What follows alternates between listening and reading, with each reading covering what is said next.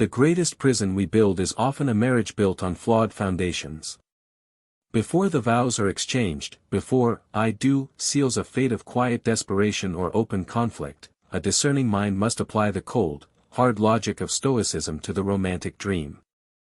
Marriage is not merely a partnership of hearts, it is a contract of character. And many characters are fundamentally bankrupt. The stakes of the vow. We are culturally indoctrinated to view marriage as the pinnacle of romantic achievement, a shimmering destination marked by rings and vows. Yet, to the eye of the philosopher, it is the highest stakes contract of shared existence imaginable. In this contract, you agree to merge your destiny, your finances, your emotional landscape, and your long-term peace with another person. The average person spends more time researching the features of a new car than they do assessing the foundational character of the person they intend to spend the next 5 decades with. We are blinded by chemistry, flattered by attention, and terrified by the social pressure of being alone.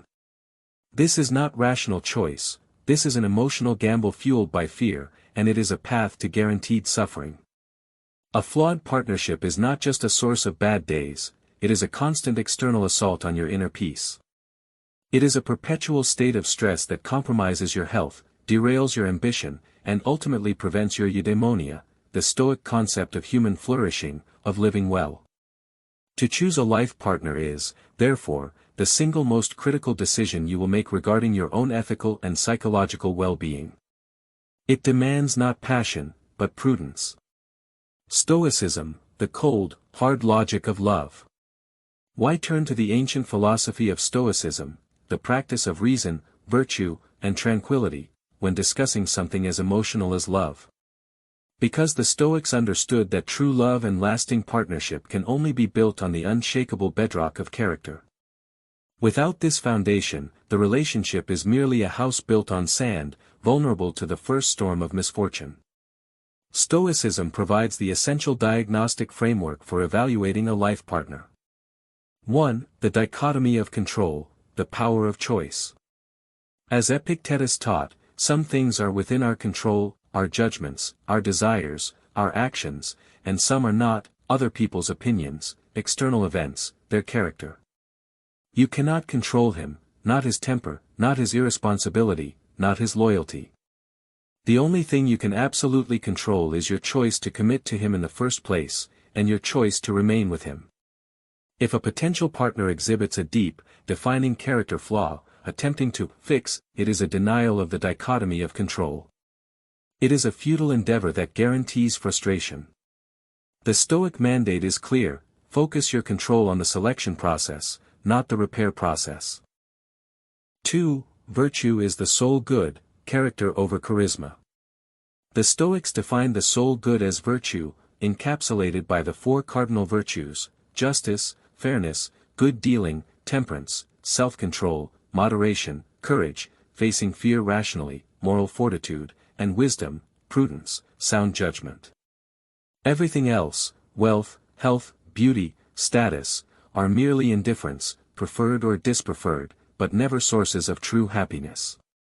The man worth marrying is the man who is actively dedicated to these 4 virtues. The man to avoid is the one who is habitually violating them. It is his character, not his career or his charm, that determines the quality of your future life. If he is fundamentally unjust, intemperate, cowardly, or foolish, he is an existential threat to your tranquility. 3. The internal citadel, protecting your ataraxia.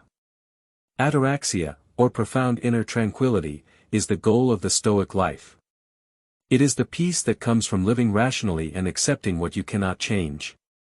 A partner who constantly creates drama, chaos, financial instability, or emotional turmoil is an agent of disorder.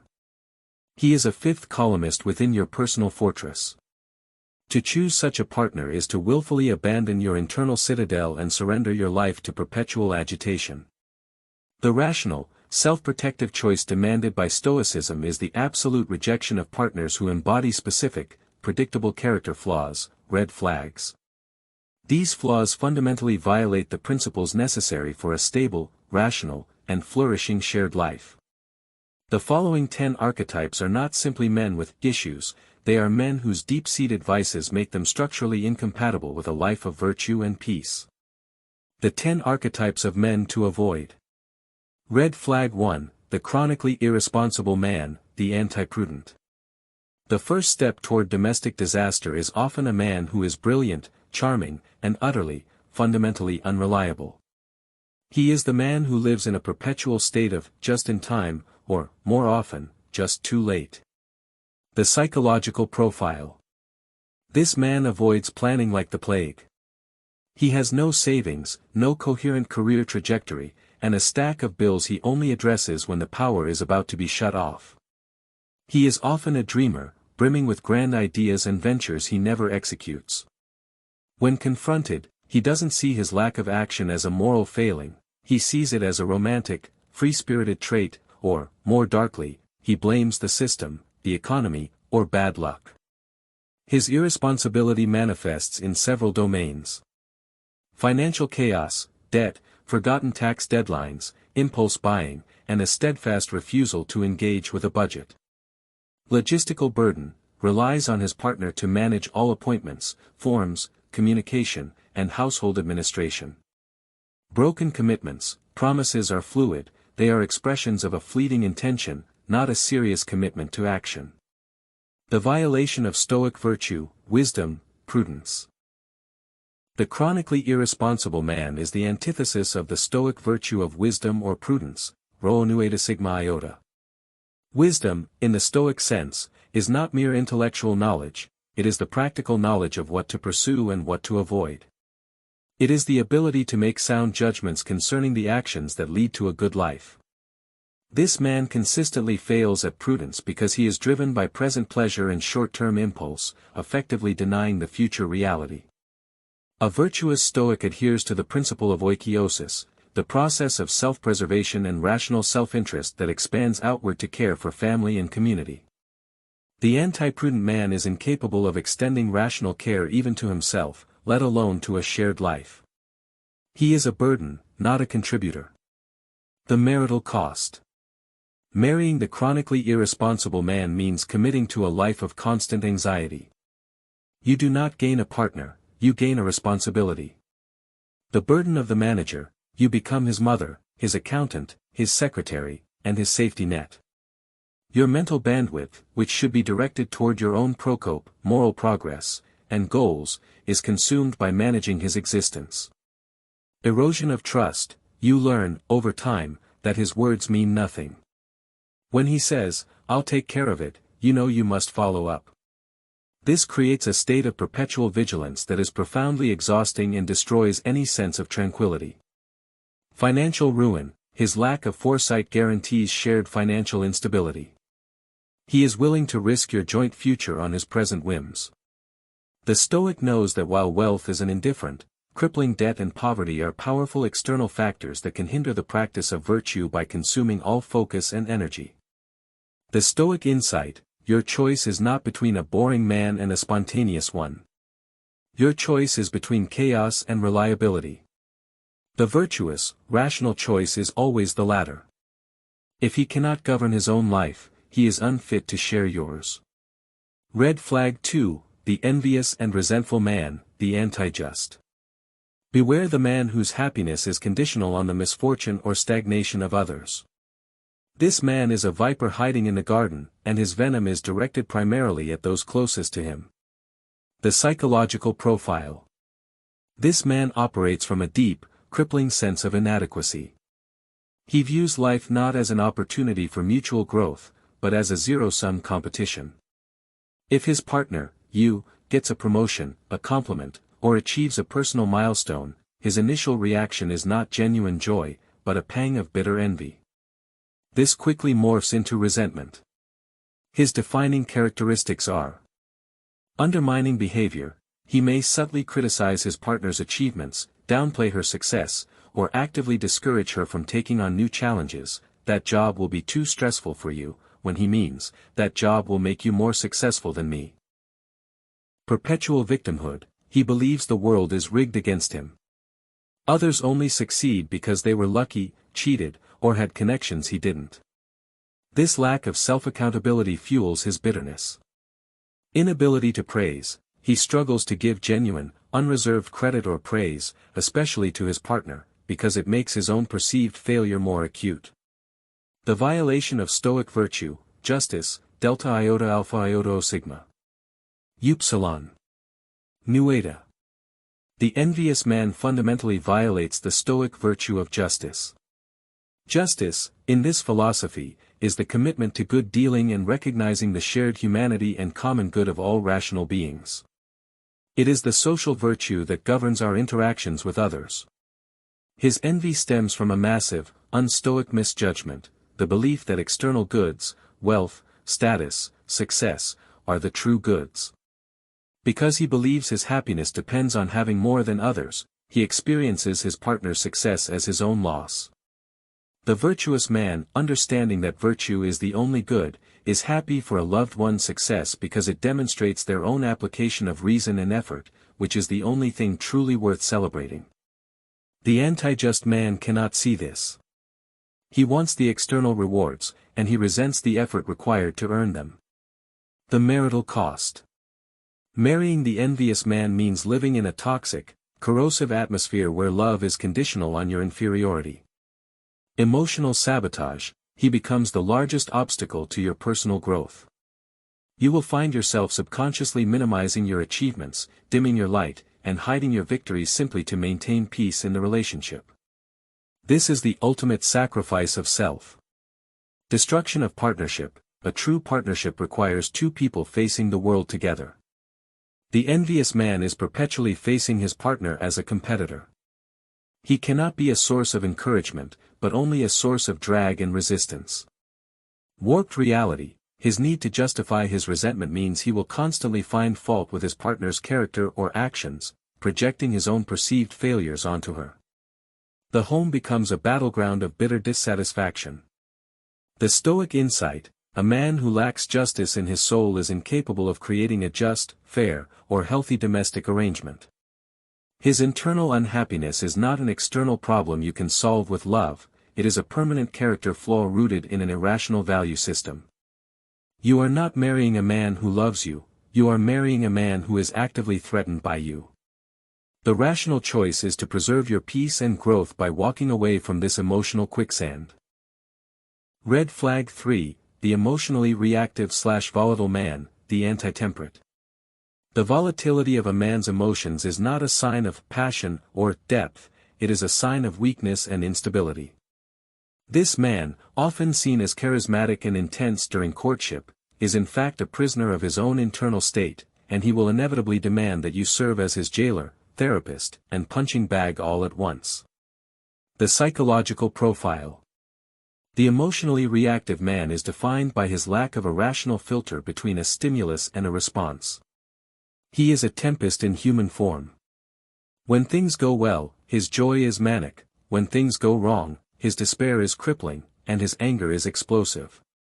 He lacks the crucial ability to create a cognitive pause, the moment necessary for reason to assess an impression before an emotional action is taken.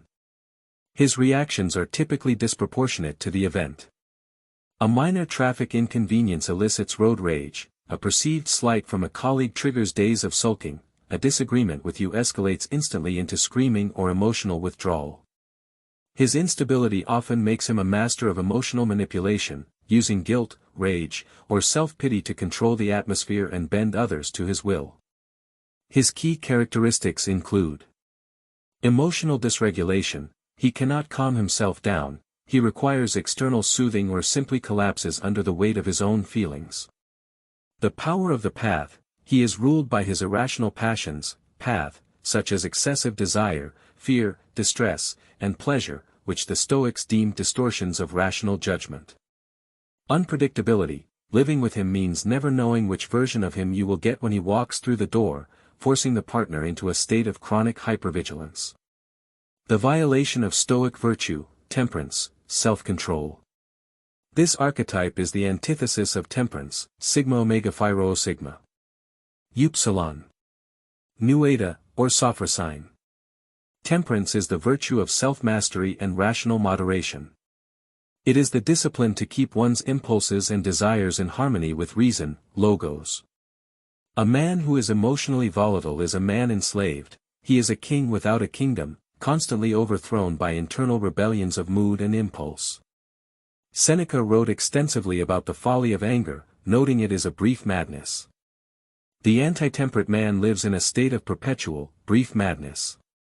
His lack of self-control is a sign of a deeper failure of rationality.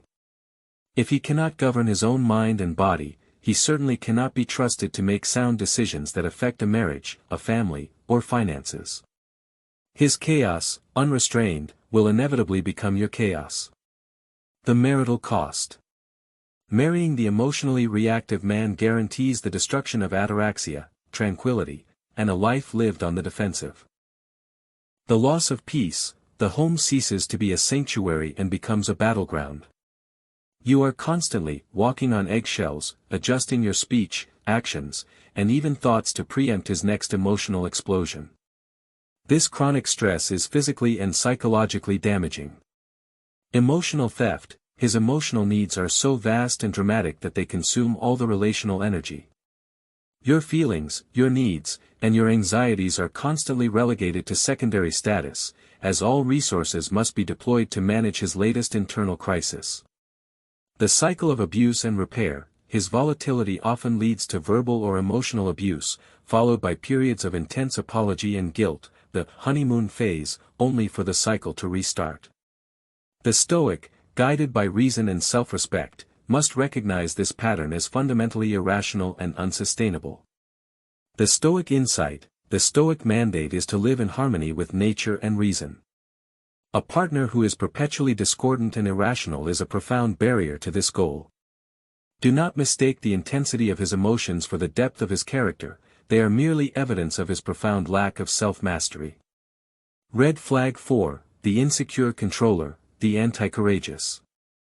This man is the smiling warden, the partner whose love is indistinguishable from possession. His attempts to control your movements, your friendships, your dress, and your career are not acts of care, but symptoms of a profound and debilitating cowardice. The psychological profile.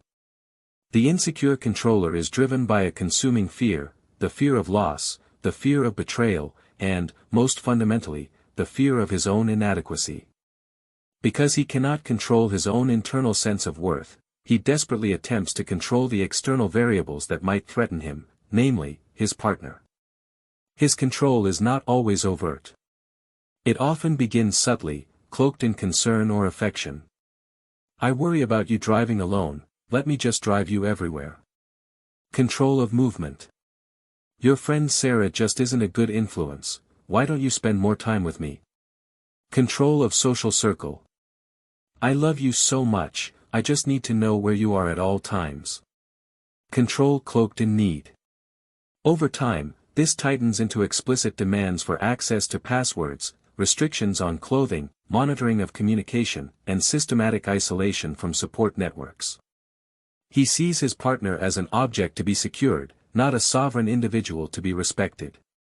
The violation of Stoic virtue, courage, moral fortitude. The insecure controller is the embodiment of anti-courage. Stoic courage. Or Andrea, is not reckless physical bravery, it is moral fortitude. It is the courage to stand by your rational judgments, to face life's uncertainties without panic, and, crucially, to face your own fears rationally. This man's controlling behavior is the ultimate expression of cowardice, the refusal to tolerate the natural uncertainty of relationships. He is afraid of trusting his partner's character and his own ability to cope if the relationship were to end. Instead of exercising his own virtue, the only thing truly in his control, he attempts to dominate the external world, his partner, which is fundamentally beyond his control. This is an irrational, panicked response to life. A virtuous Stoic understands the dichotomy of control and recognizes that a relationship is an indifferent. While preferred, it is not essential for one's virtue. The controller, however, treats the relationship as a necessary, externally secured possession, thereby making himself utterly dependent and morally weak. The marital cost. Marrying the insecure controller is signing a contract for the loss of self. Erosion of autonomy, the partner slowly loses the ability to make independent decisions, big or small. The constant need for approval or permission reduces the partner to a subsidiary of the controller's will. Isolation and vulnerability, by systematically cutting the partner off from friends, family, and professional networks, the controller makes her increasingly reliant on him, trapping her within the relationship. This is a common precursor to emotional and physical abuse. The death of trust, the relationship becomes predicated not on mutual trust, but on verification. He demands proof of fidelity and presence, reducing love to a transaction of accountability. A life without trust is a life devoid of tranquility and respect. The Stoic insight, true strength lies in trusting virtue, both your own and your partner's. A man who trusts neither his own resilience nor his partner's character is fundamentally weak and will build a life of bondage, not partnership. The courageous choice is to refuse to be controlled and to protect your freedom, which is necessary for the practice of virtue. Red flag 5, the habitual liar/deceiver, the anti-truthful. The foundation of any rational, lasting relationship is trust, and trust is built on truth. The man who habitually lies, whether about minor details or major life events, is not just flawed, he is radically incompatible with the Stoic principle of living in accordance with nature and reason. He is building a life based on illusion, and you will be forced to live within his fantasy. The psychological profile. The habitual liar is often highly skilled at maintaining a facade. He lies not necessarily out of malice, but because he perceives truth as an obstacle to getting what he wants, or a threat to the image he desperately tries to uphold. For this man, integrity is optional, a tool to be deployed only when convenient. His lies manifest in degrees. Convenient fiction, small, unnecessary lies about where he was or why he was late, demonstrating a contempt for his partner's time and intelligence. Omissions of integrity, hiding financial situations, past debts, or significant relationship history. These are lies of silence, equally destructive to shared reality. The narrative weaver creates a complex, alternate reality where he is always the hero, the victim, or the misunderstood genius. If caught, he doesn't apologize for the lie, he defends the necessity of the lie, or blames the partner for making the truth too difficult to tell. Living with him means constantly engaging in epistemological warfare. You are fighting to determine what is real, making a shared, coherent future impossible. The violation of Stoic virtue, all four virtues, integrity as foundational. While lying doesn't violate a single, isolated virtue, it is a structural failure that undermines all four cardinal virtues. Violation of wisdom, prudence. Lying is inherently irrational. It involves making a false judgment and acting on it, violating the Stoic duty to perceive reality accurately. Violation of justice, fairness. A lie is an act of injustice against the person being deceived, denying them the right to base their actions and decisions on factual reality. It is an attempt to gain an unfair advantage. Violation of temperance, self-control. Lying is often an intemperate response to fear or desire, a failure to handle discomfort, such as the discomfort of admitting fault, with rational composure. Violation of courage, moral fortitude. It takes courage to speak the truth, especially when difficult. The liar takes the cowardly route of avoidance and evasion. The Stoics define the good life as living in accordance with nature, and nature is rational and truthful. The man who lies is choosing to live irrationally, making him an unsuitable companion for a pursuit rooted in reason. The marital cost. Marrying the habitual liar means sacrificing your grip on reality and your sense of security. Destruction of shared reality. You are constantly forced to question your own sanity and memory. Did he say he would pay that bill, or did he lie? Did that event happen as he described? This gaslighting effect makes objective communication impossible. Impossibility of planning. A rational life requires planning based on facts. If his account of finances, health, or career is fabricated, any plans you make together, for children, retirement, or travel, are built on quicksand. The loss of respect. Once a partner knows their spouse is a liar, respect is irretrievably lost. Respect is due to a virtuous character, a liar demonstrates a fundamental absence of it. Loving a man you cannot respect is a recipe for deep, quiet bitterness. The Stoic insight: we cannot control what others say, but we can control our choice to partner with them. A liar forces you to spend all your energy on verification rather than participation. Choose a man whose words are synonymous with his reality, and whose character is his bond. Red flag 6, the unreflective critic, the anti-self-aware. This man possesses a highly developed vision for everyone else's flaws, but is utterly blind to his own. He is the master of externalization, consistently projecting his insecurities and failures onto his partner. The psychological profile. The unreflective critic is characterized by a crippling lack of self-awareness. When a problem arises, financial strain, conflict, emotional fallout, his immediate and unwavering response is to locate the blame outside himself. He is a closed system to feedback. Any criticism is not an opportunity for growth, but an unwarranted attack he must defend against, often by immediately counterattacking. His core coping mechanism is projection. He accuses his partner of the very flaws he secretly fears in himself. If he is disorganized, he criticizes his partner for being too obsessed with order. If he is emotionally withdrawn, he accuses his partner of being too needy or over-emotional.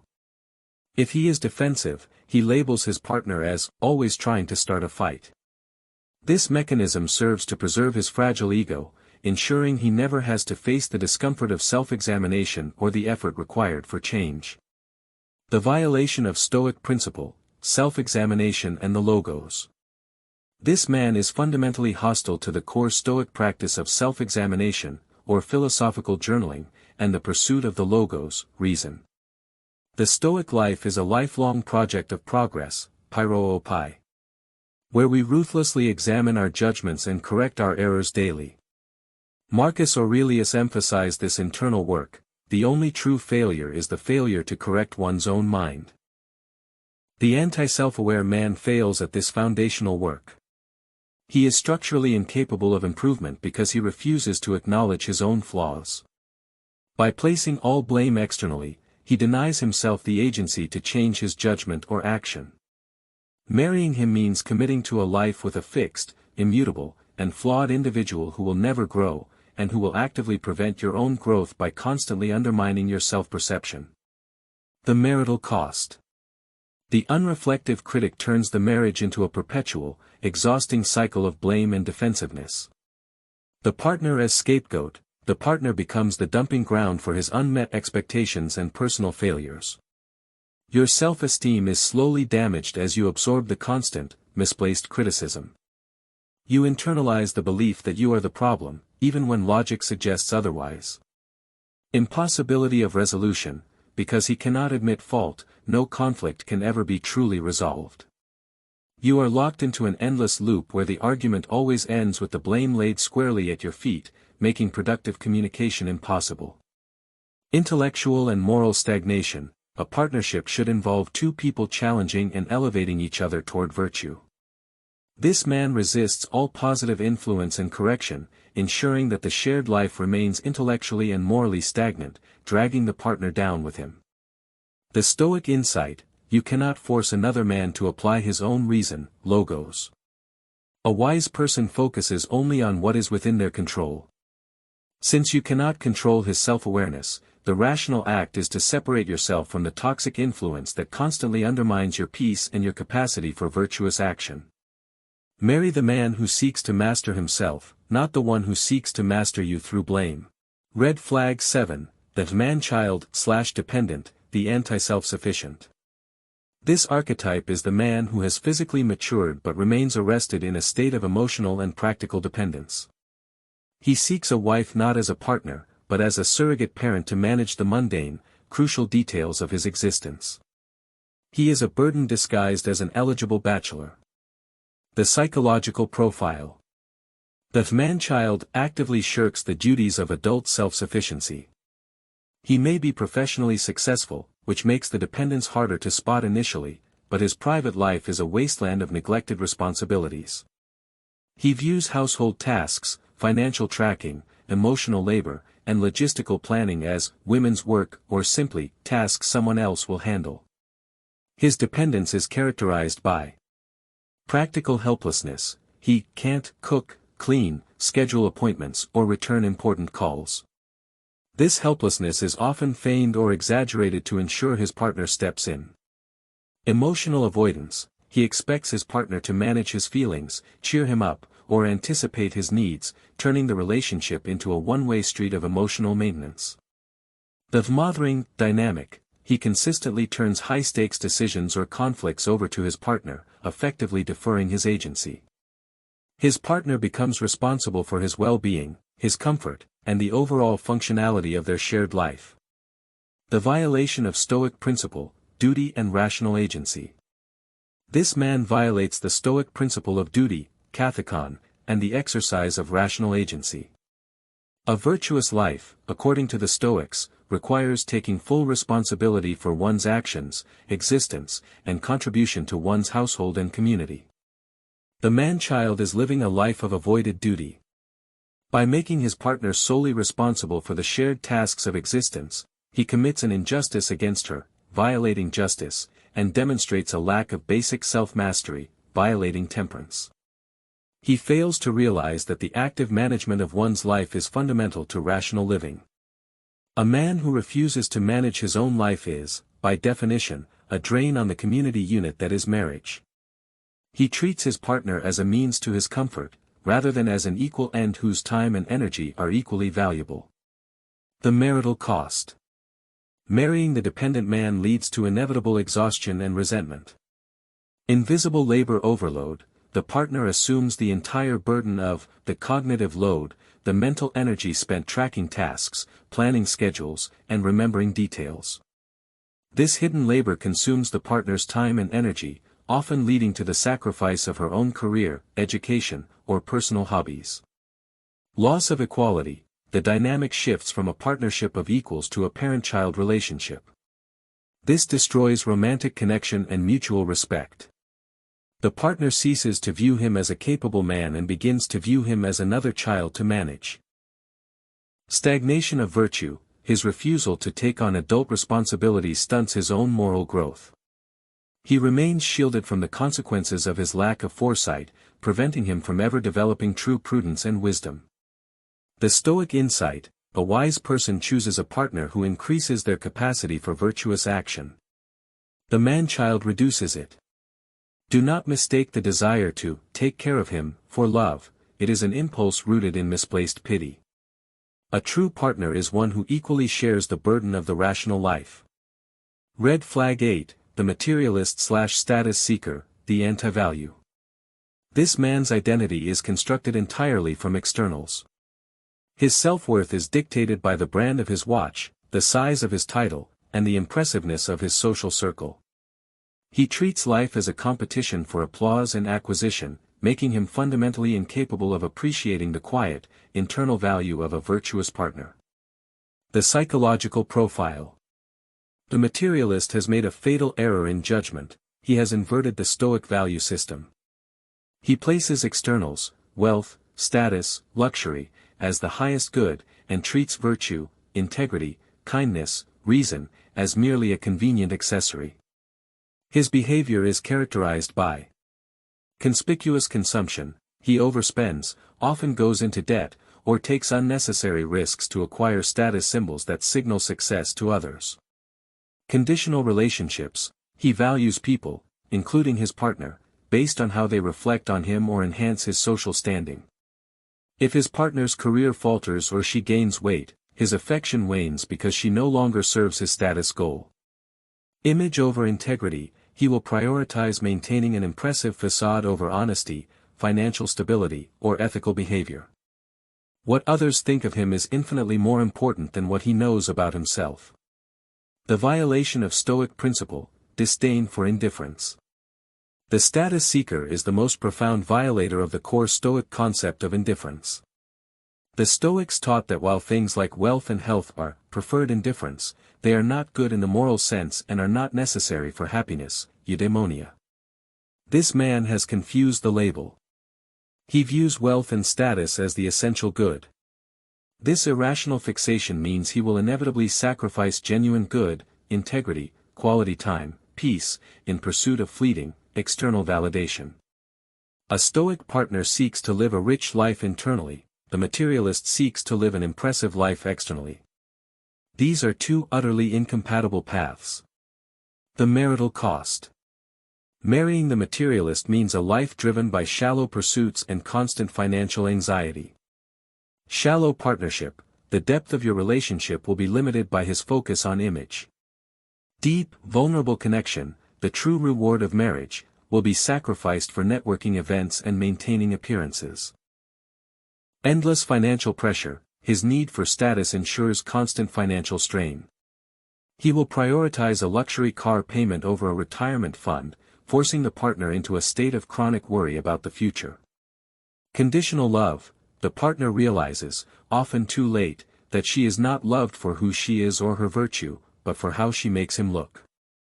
If her external value diminishes, so too does his investment in the relationship, making his love unreliable and unstable. The Stoic insight, a wise person knows that true security is internal. If a man's happiness can be shattered by the loss of a job title or a downturn in the market, he is not strong enough to be a life partner. Marry the man whose fortress is his character, not his bank account. Red flag 9, the perpetual victim, the anti-action. The perpetual victim is the man who sees himself as a passive object to which things happen, never as an active agent who acts. He is a master of externalizing misfortune, ensuring that he is never responsible for his own lot in life. He seeks not a partner, but a perpetual source of pity and rescue. The psychological profile. This man defines himself by his grievances and setbacks.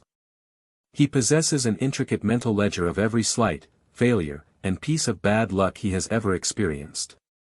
This narrative is his shield against the world and his excuse for inaction.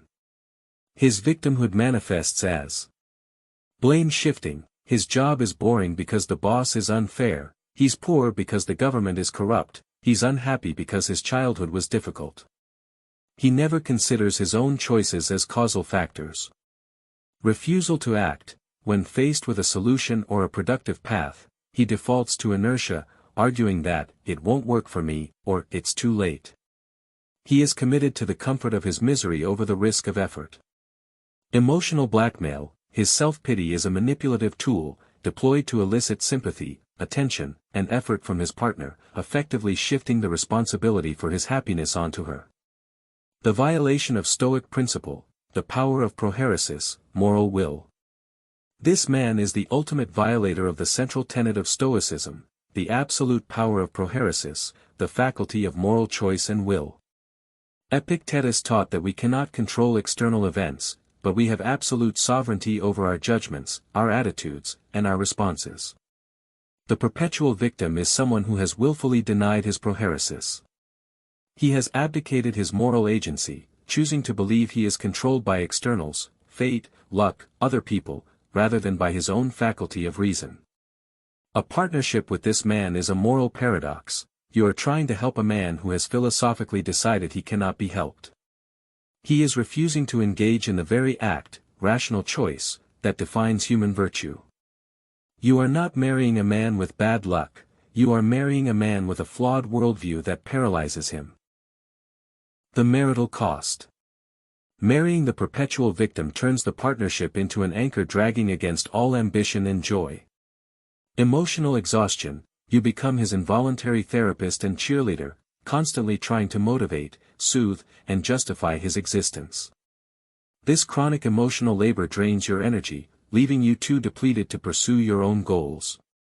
Infectious negativity. His worldview is toxic. The home is permeated by a heavy cloud of complaint and pessimism, making it impossible to celebrate success or plan a hopeful future. His negativity will, over time, erode your own optimism and resilience. The burden of responsibility. You end up not only carrying your own weight but also the weight of his unaddressed potential. You are forced to make all the difficult, adult decisions because he remains inert, ensuring you alone face the consequences. The Stoic insight. the Stoic response to misfortune is action, reason, and acceptance of the inevitable. The victim's response is lamentation and paralysis. Marry a man who faces difficulty with courage and reason, not one who hides behind the narrative of his own suffering. Red flag 10, the man who disdains philosophy/self-improvement, the anti-growth. The final red flag is perhaps the most insidious, as it speaks directly to the stagnation of the soul. This is the man who believes he is finished, that his character is complete, his knowledge is sufficient, and his opinions are immutable. He scorns any attempt at self-inquiry or moral growth. The psychological profile. This man operates with a fixed mindset. He often has a superficial veneer of success or intellect, but underneath lies a profound intellectual arrogance and fear of vulnerability. To engage in philosophical self-improvement, to admit one's judgments are faulty, requires humility, a quality he lacks. His disdain manifests as contempt for inquiry. He dismisses discussions of morality, psychology, or self-help as mumbo-jumbo, weak, or feminine. He finds security in his rigid, pre-established opinions. Rejection of feedback. Any attempt to suggest an alternative way of thinking or behaving is met with defensiveness or derision. He is allergic to the word change. Intellectual stagnation. While his partner may be continuously reading, learning, and growing, his own worldview ossifies around the beliefs he held years ago. The violation of Stoic principle, procope and rationality. This man is actively hostile to the concept of progress, procope, which is the core directive of the Stoic life. Stoicism is not a set of beliefs, it is a daily practice of correcting judgments and striving for greater virtue. The rational human being, by nature, seeks to perfect its ruling faculty. Marrying a man who has closed the door on his own procope is committing to a future of inevitable disconnection. His closed mind violates the very essence of logos, reason, which mandates continuous learning and self-correction. He is not a partner on the journey of life, he is luggage, fixed in place while you attempt to move forward. The marital cost. Marrying the anti-growth man guarantees profound intellectual and emotional loneliness. Fundamental misalignment. The partner's continuous moral and intellectual growth will create an ever-widening chasm between the two of you. What you find inspiring, a new idea, a deep ethical discussion, he finds boring or threatening, leading to a loss of shared mental life. Subtle sabotage. Because his identity is tied to being right, he will often subtly or overtly discourage his partner's growth, fearing that her advancement will expose his own stagnation. A capped future. A partnership thrives on the shared ambition to build a better life, materially, emotionally, and morally. By refusing to grow, he puts a permanent, immovable cap on the quality and depth of your future together. The Stoic insight, the only constant in the universe is change. The only worthy human pursuit is improvement. A man who rejects change and growth rejects the very nature of existence. Choose a partner who sees virtue not as a destination, but as a path to be walked together every single day. 3. The Stoic path to right choice, the practical application. Having identified the men to avoid, Stoicism offers the rational framework for making the right choice, a guide that replaces emotional urgency with calculated prudence. A. The practice of premeditatio malorum, premeditation of evils. This Stoic technique is vital for dating. Instead of fantasizing about the perfect wedding, practice the premeditation of evils. For the man you are considering, apply the 10 red flags. If he is irresponsible, meditate on the day the bank calls to seize your home because he forgot the mortgage payment. If he is volatile, imagine the 10th anniversary dinner where his rage ruins the night, and you sit in silence, paralyzed by fear. If he is a liar, visualize the day you discover a devastating truth he concealed, forcing you to question every shared memory. The point is not to be pessimistic, but to be realistic. If you meditate on the inevitable consequences of his character flaws and realize you cannot rationally bear that suffering, the choice becomes clear. Your fear of him should outweigh your fear of being alone. B. The test of virtue, observing actions, not words. The Stoic knows that character is revealed not when life is easy, but when it is hard. Ignore the charming words and focus on the three great tests of character. How he handles stress and failure, courage and temperance. Does he lash out, blame others, or collapse into self-pity? Or does he accept the setback, analyze his role rationally, and calmly take the next productive step? How he handles power and advantage, justice. How does he treat the waiter, the subordinate, the vulnerable relative? Does he seek to exploit a weak moment, or does he extend fairness and kindness? How he handles money, prudence and temperance. Does he spend wisely, plan for the future, and honor his financial obligations, or is he ruled by impulse, debt, and irresponsibility? Virtue is not a stated value, it is a habitual action. Observe the habits. C. The role of indifference in dating. The pressure to marry stems from viewing marriage as a necessary good, something essential for happiness. The Stoic must recalibrate this judgment. Marriage, wealth, and status are all preferred indifference, desirable, but not essential for living a virtuous and happy life. By adopting this perspective, you remove neediness from the selection process. You are free to judge the man coolly and rationally, knowing that if he fails the test of virtue, your happiness is entirely secure without him. Your internal citadel is not dependent on the acquisition of a husband. This detachment empowers you to make a choice based on prudence, not panic. D. The wisdom of the exit. Stoicism is not about blindly enduring suffering. If a partner's vice, irresponsibility, cruelty, or deception, creates an environment that makes the practice of your own virtue, rationality, justice, peace, impossible, then the rational, virtuous act is to terminate the relationship. Marcus Aurelius spoke of severing unnecessary ties. A toxic marriage is a tie that actively poisons your soul. The courageous act is to prioritize your own moral integrity and remove the source of chaos that prevents you from living in accordance with reason. 4. Conclusion, the marriage to self, the final word. The quest for a life partner is ultimately the quest for a co-pilot on the path to eudaimonia.